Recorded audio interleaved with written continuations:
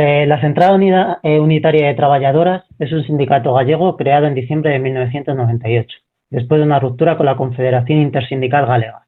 La CUT se define a sí misma como un sindicato de clase cuyo objetivo es defender los intereses de la clase trabajadora. La organización también defiende el sindicalismo activo y combativo, en oposición a las tácticas suaves de los principales sindicatos, especialmente Comisiones Obreras y UGT. Tiene una ideología nacionalista y socialista gallega. Actualmente está prácticamente extendida por todo el territorio gallego. Contamos hoy con Ricardo Castro, secretario general de la CUT. Ricardo nació en Vigo en 1970. Es licenciado en Geografía e Historia por la Universidad de Santiago de Compostela. Trabaja en una empresa de alimentos congelados en Vigo. En el 6º Congreso de la Unidad Central de Trabajadoras, relevó a Manolo Camaño de la Secretaría del Sindicato, una responsabilidad que ocupó de 2009 a 2013. Castro tiene unas ideas y un discurso claro, entiende el contexto actual y tiende la mano a un futuro lleno de luchas. Entre los retos que plantea dentro de la CUT estaba el de transformar la afiliación y la militancia en una militancia de cuadros. Comenzando por esto último, ¿qué querías o quieres plantear con este reto? Bueno, buenas tardes a todas y a todos. En realidad este reto, que es un reto, digamos, casi histórico del sindicato, tiene por objetivo precisamente en transformar el sindicato de masas que queremos ser y que estamos caminando hacia eso, en ser una masa, digamos, concienciada y con capacidad activa de trabajo diario en lo sindical y con capacidad autónoma de reacción. Es decir, nosotros renegamos del sindicalismo de caudillos, de jefes sindicales que sustituyen la voluntad de los obreros y de las obreras y que sustituyen incluso la voluntad de los delegados y delegadas, y lo que buscamos es que nuestros representantes y las personas que representan a la CUT en los centros de trabajo y los que son en general afiliados y afiliadas tengan capacidad de reaccionar, capacidad de crear discurso, de crear dialéctica, de crear conflicto, porque ahí nace y ahí se mantiene el sindicalismo, sin que dependan pues, de ese caudillo que antes mencionaba. En ese sentido entendemos que es fundamental la pedagogía, la formación constante, una formación obviamente que no tiene nada que ver con la formación sindical que plantean desde comisiones de UGT, no hablamos de cursos de carretilleros ni de cursos de este estilo, de carnet de conducir ni cosas de estas, ¿no? Hablamos de ideología y de fundamentos de clase y de pelea de clase social, ¿no? Perfecto. Y bueno, en estos 2 meses de confinamiento, ¿cómo han vivido las trabajadoras y trabajadores gallegos este tiempo del coronavirus? ¿Habéis podido notar las consecuencias de los despidos, ERES, ERTES que se han producido en este tiempo? Bueno, supongo que en ese sentido no varía mucho con el resto del Estado español, ¿no? Puede variar pues, los sistemas de producción o hacia dónde se inclina más la producción en Galicia, por ejemplo, Madrid o en Euskadi o en Cataluña, pero lo que es las relaciones de trabajo y con los medios de producción es igual con el resto del Estado español. ¿Qué notamos aquí? Pues una constante, un aluvión de ERTES. En muchos casos podemos decir que, dadas las circunstancias, podrían estar justificados, pero en otros muchos casos no. Nosotros vemos la justificación del confinamiento, sin duda, hay una crisis sanitaria que podemos hablar más tarde de ella, pero que entendemos que requiere medidas de protección hacia los trabajadores y las trabajadoras. Lo que no compartimos es que ese confinamiento recaiga en el Estado. Y cuando hablo del Estado me refiero al sistema impositivo, ¿no? Los impuestos que pagamos los trabajadores y las trabajadoras van a servir para que las empresas en este tiempo no asuman ningún tipo de responsabilidad. Y no es lo mismo, digamos, la pequeña empresa, las pymes o muchas de estas empresas que son casi familiares que hay en el tejido industrial, que las grandes empresas, podemos decir como Citroën, que es digamos, la empresa de más tirón en la comarca de Vigo, por ejemplo, que recurre a este ERTE en el que asume el Estado el pago de los salarios de los trabajadores y asume también pues, el pago de las cotizaciones. Y para nosotros no es lo mismo esto, que es que el Estado asuma que paga lo que debe pagar Citroën o lo que debe pagar Inditex, por ejemplo, que son empresas de un gran beneficio, de beneficios inmensos, no tenemos por qué pagarlo los demás, ¿no? Ahí deberían pedir un sacrificio a estas grandes empresas, sacrificio entre comillas, que tampoco creo que sea gran sacrificio pagar los salarios de miseria que pagan en muchas ocasiones, y que asumieran ellos. Lo que sí estamos viendo también es que en este periodo, de una forma alarmada, se van produciendo situaciones de despidos, de represión, de represalias, que vamos a ver en la época post-COVID, por decirlo de alguna manera, ¿no? En ese momento, en el momento que se vuelva a una relativa normalidad, que es la normalidad que quiere el capital, de seguir con la precariedad y la explotación, vamos a ver que se dieron circunstancias que no pudimos controlar, porque también los juzgados sociales estuvieron paralizados, no hubo una salida legal a las reclamaciones y también nos confinaron en casa desde el punto de vista de los derechos fundamentales, que podremos hablar más tarde de eso.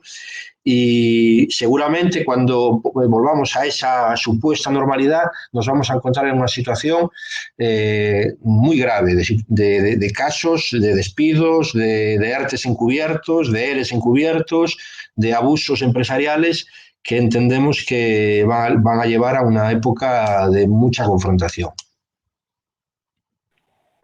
Sí, y bueno, andando un poquito más en esto, ¿qué tipo de trabajo se ha hecho desde la CUT para paliar la crisis hídrica y económica?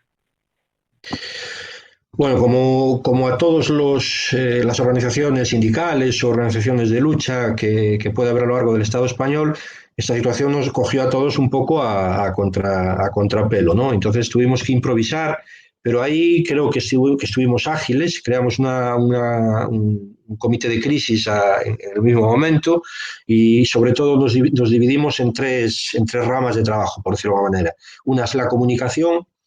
Hubo un gran esfuerzo de comunicación para informar a todos los trabajadores y trabajadoras de la situación de constante cambio legal que se estaba dando a través de las publicaciones de BOEs, de órdenes ministeriales, de reinterpretación de los BOEs, y todas estas condiciones que afluyeron de una manera salvaje y descontrolada por parte del gobierno, porque entendemos que se cayó en muchas contradicciones y en mentiras constantes también, hay que decirlo. Pues lo que intentamos desde comunicación fue clarificar las cosas, hacer una lectura clara y pasarle esta información a todos los afiliados y afiliadas para que la trasladara también en sus centros de trabajo.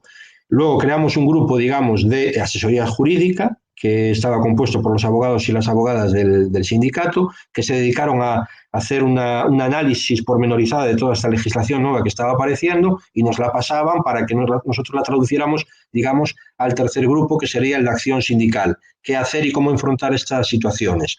Lo que pusimos un acento claro fue en la protección de salud de los trabajadores y de las trabajadoras. Le exigimos a nuestros delegados y delegadas que dieran un paso adelante y se enfrentaran a las empresas para el cumplimiento de las medidas de riesgo laboral. Y después en los locales estuvimos atendiendo constantemente llamadas, el aluvión de llamadas para dar explicaciones, y ese trabajo fue descendiendo poco a poco. Una vez que se aprobaron los ERTES, pues parece que todo queda así un poco como en mar muerto, y entendemos que va a venir un nuevo repunte para el que estamos reorganizando ahora el sindicato, ¿no? Para la vuelta a esa supuesta normalidad.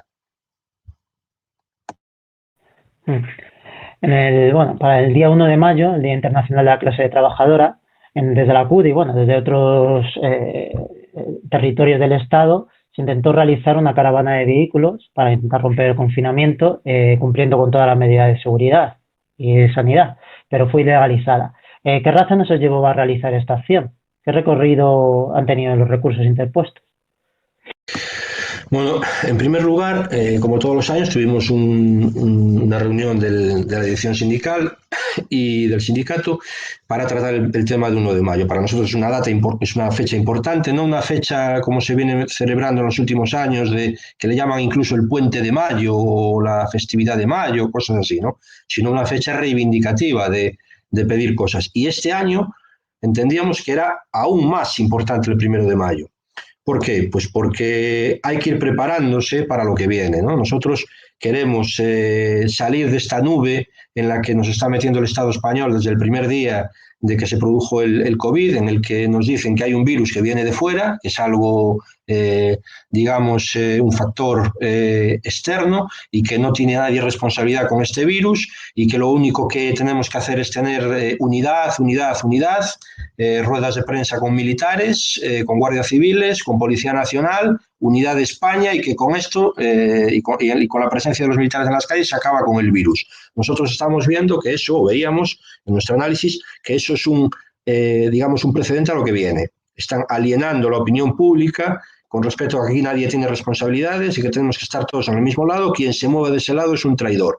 Entonces nosotros lo que entendemos es que hay que empezar a mover a la gente, hay que salir a las calles, porque para mantener los derechos que tenemos y conquistar los que ya nos han robado, no queda otra que la pelea, que la lucha en la calle.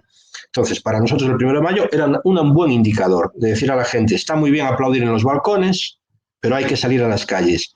Las conquistas se hacen en las calles, no en los balcones. Entonces, el 1 de mayo puede ser la primera opción. Valoramos la posibilidad de salir a una manifestación común, como siempre, como todos los años, caminando, pero sabíamos que eso iba a ser inviable. Entonces optamos por la caravana de coches para proteger, porque al mismo tiempo estamos reclamando que no se fuera a trabajar por las condiciones sanitarias. Era un poco contradictorio salir después en una manifestación con normalidad. Decidimos que la manifestación fuera en coches independientes, cada persona, cada compañero o compañera protegido en su propio vehículo o en el que le dejaran, sin bajar en ningún momento del coche y circular por la calle. La subdelegación de gobierno nos prohibió la manifestación, una forma un poco ambigua. Entonces recurrimos al Tribunal Superior de Justicia de Galicia, que le dio la razón a la subdelegación con un caso aún más grave, ¿no? Porque el acto administrativo de la subdelegación de gobierno, su resolución es un acto administrativo, no es una sentencia, pues no justificaba, no motivaba el por qué no a la manifestación. Y lo que hace la sentencia del Tribunal Superior de Justicia de Galicia es motivar el acto administrativo, con lo cual aquí se suspende de facto la separación de poderes. Se elimina la separación de poderes. A partir de ahora nos dicen que los jueces pueden sustituir la opinión de otras administraciones y de otros poderes y gobernar. Y esto creo que viene derivado un poco de los últimos años en los que los responsables políticos decidieron que la política se hacía en los juzgados, se hacía en el Tribunal Constitucional, en el Tribunal Supremo, con el caso catalán, que es un caso bien claro. Entonces ahora la política se hace en los juzgados y los jueces ya se creen que son la autoridad política del Estado. Recurrimos esta sentencia del Tribunal Superior de Justicia de Galicia al Tribunal Constitucional y el Constitucional le dio la razón al Tribunal Superior de Justicia de Galicia, ya inadmitiendo el recurso de amparo. Dijeron que no había lugar al recurso de amparo y sacaron un auto de 30 páginas, que es una auténtica barbaridad, y en el que los propios catedráticos de Derecho Constitucional tienen una controversia brutal en todo el Estado. Está habiendo artículos y está habiendo opiniones discrepantes con lo que dijo el Tribunal Constitucional, que hizo una anomalía de cambiar de sala la deliberación sobre la inadmisión, la admisión o no del recurso, y se decidió por el voto de calidad del presidente. Había un empate y se decidió por el voto de calidad del presidente. Nosotros ahora tenemos, la situación actual es que presentamos un recurso, una súplica contra este auto del Tribunal Constitucional al propio Constitucional para intentar que retomen la reflexión sobre lo que planteábamos. ¿Por qué? Porque en el auto, o los autos tienen que dar una capacidad de súplica o de recurso, y esto lo obvió el Tribunal Constitucional. Entendemos que hay un defecto de forma en el auto. Solo mediante una providencia podrían decir que no había recurso. Entonces está en ese camino. Esto se resolverá entre hoy y mañana, no lo sabemos, y una vez que se resuelva iremos al Tribunal de Estrasburgo, porque entendemos que van a volver a quitarnos la razón para mantener las teorías del Ministerio del Interior de Marlaska, y entonces tendremos que ir a Estrasburgo. Esa es la situación. Pero, sin extenderme mucho más, lo que nosotros pretendíamos con este 1 de mayo es reclamar los derechos fundamentales, porque aquí, desde el principio del inicio de la crisis, hay una defensa a ultranza del derecho al trabajo por parte del Estado. Nos dicen que hay que ir a trabajar, salvo casos excepcionales, hay que ir a trabajar. O sea que hay una defensa del derecho al trabajo. Pues bien, hay que aclarar que anexo al derecho al trabajo está el derecho de los trabajadores y de las trabajadoras a ejercer su derecho fundamental de manifestarse, de sindicarse, de reclamar, de combatir por sus derechos. Y lo que nos extirpó el gobierno es ese derecho. Nos dicen que sí podemos trabajar, pero sin derechos de trabajadores y trabajadoras. Esto es una traducción, es esclavismo. No es otra situación laboral la que vivimos.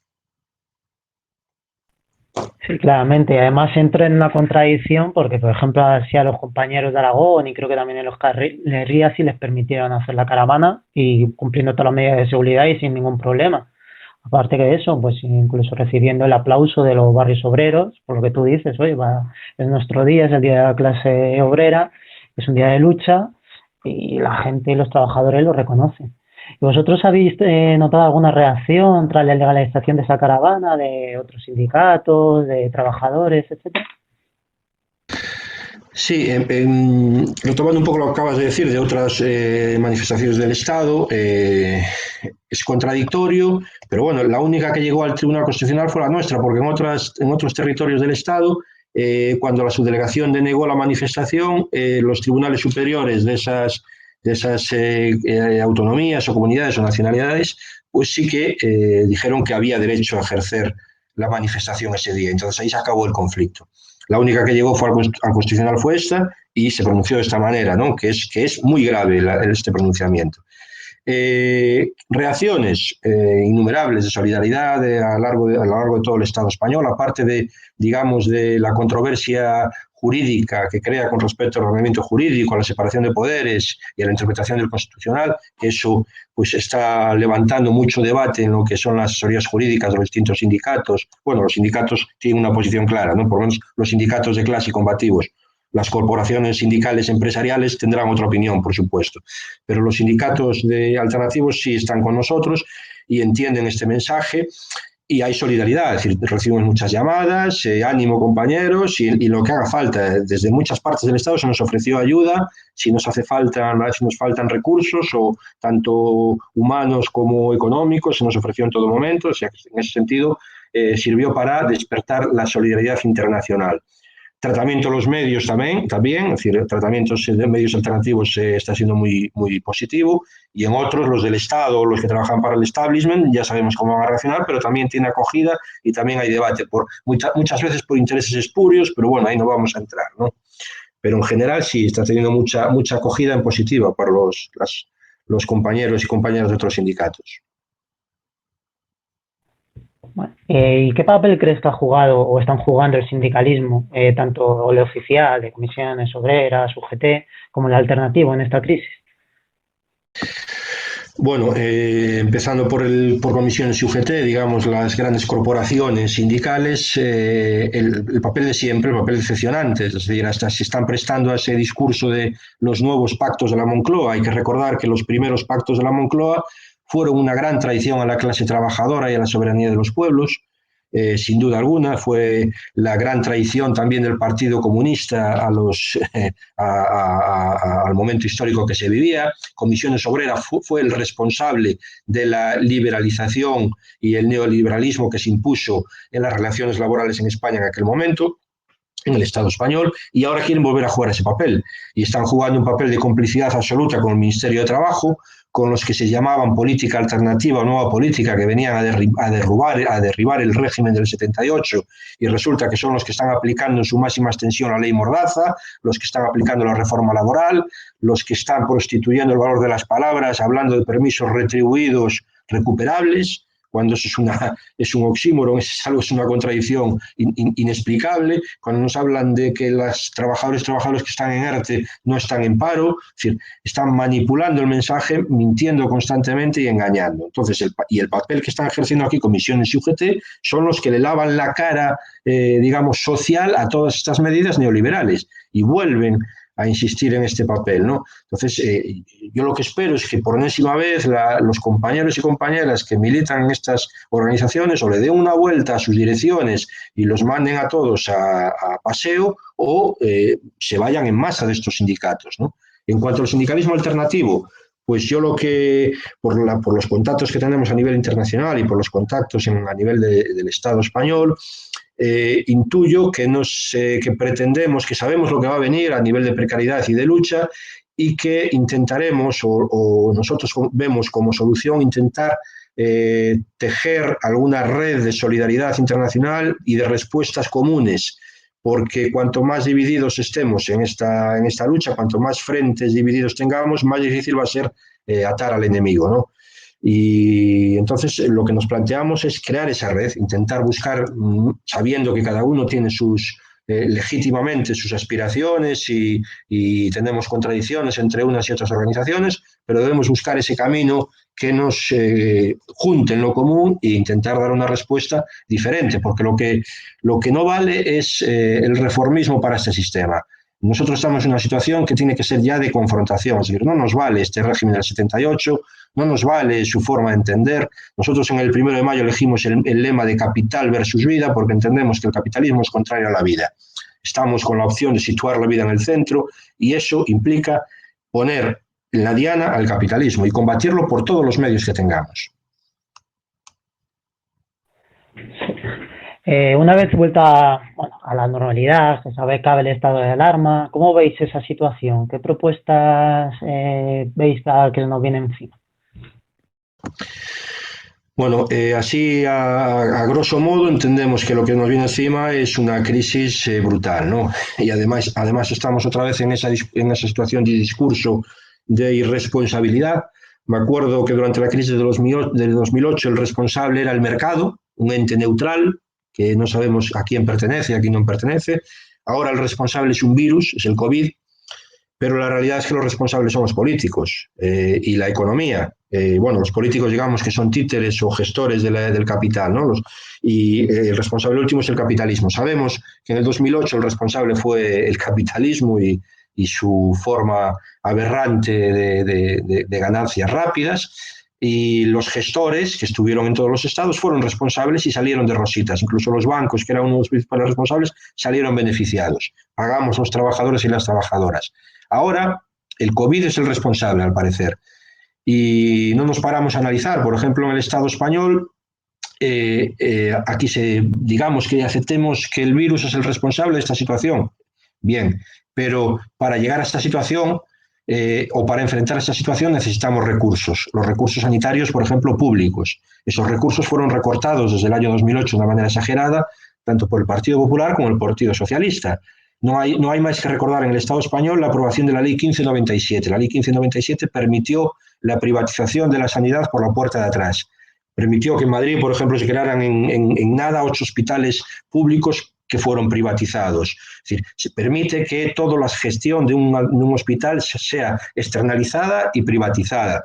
Y permitió que disminuyera el número de camas por hospital de una manera brutal. Bueno, pues eso tiene responsables, son el PSOE y el PP. Y si esta crisis, que fue tan dura en lo sanitario, tiene algún responsable, son el PSOE y el PP. Si no había camas, si no había recursos, fueron ellos los que gestionaron todo esto. Entonces, hay que pedir la responsabilidad a esta gente. A esta gente la responsabilidad no se les va a pedir en casa. Por lo tanto, el sindicalismo alternativo lo que va a tener que salir es a la calle. Este es el recurso que tenemos, es desarmar los sindicatos en el siglo XIX y tenemos que seguir con ese recurso. Es decir, si las calles están vacías, ellos van a hacer lo que les venga en gana. Solo con la resistencia obrera, la resistencia y la lucha en la calle vamos a conseguir mantener la dignidad. Y cuando hablamos de dignidad, no hablamos de tener un salario para consumir, hablamos de tener condiciones de vida adecuadas, de tener vivienda, de tener alimentos, de tener educación, de tener cultura, de tener ocio, no capacidad de consumo. No nos referimos a capacidad de consumo en Inditex, en coches, en todo ese tipo de historias. Hablamos de la vida digna desde los cuidados, desde lo intelectual, desde lo político, desde lo social, desde otros aspectos. ¿Qué tenemos que hacer o qué entendemos nosotros que hay que hacer? Buscar lo que te decía en la anterior cuestión, la unidad de clase, buscar herramientas que nos puedan servir, o esos puntos comunes que tenemos que nos sirvan para mover a la masa y salir, que va a ser el sindicalismo alternativo, tiene que ser el eje, entendemos, y los movimientos sociales. Si no, esto no tiene camino, no tiene recorrido posible. Sí, ya las dos últimas, ya a nivel europeo y mundial, vosotros, la CUT, pertenecéis a la Federación Sindical Mundial. ¿Habéis tenido ocasión de discutir alguna programación conjunta, alguna acción, etcétera? No, en este contexto, pues hubo valoraciones un poco de la situación que coincide básicamente con lo que le llevamos hablando en esta entrevista, ¿no? De que la situación va a ser muy crítica, que va a haber un descenso del trabajo, es un aumento del paro brutal, que va a haber una precarización de la precarización, porque ya vivíamos en una situación precaria, y que eso hay que afrontarlo.